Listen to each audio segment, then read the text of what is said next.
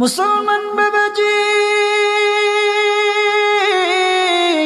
গভীর মনোযোগ।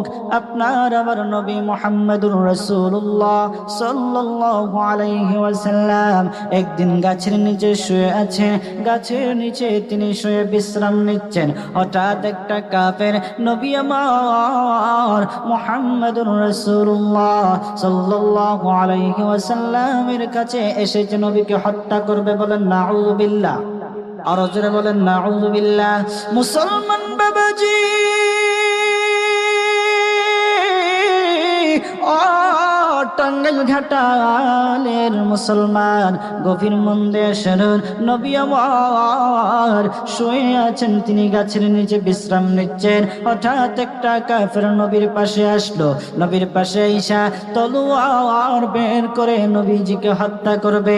মনে মনে বলতেছে, এবার আমি মুহাম্মদকে পেয়েছি, মুহাম্মদের মাথা দ্বিখণ্ডিত করে ফেলবো। কে এখন বাঁচাবে? আপনার আমার নবী মুহাম্মদুর রাসূলুল্লাহ সাল্লাল্লাহু আলাইহি ওয়াসাল্লাম বিশ্রাম নিচ্ছেন। কাফের ডেকে ডেকে বলতেছে, ও মুহাম্মদ এখন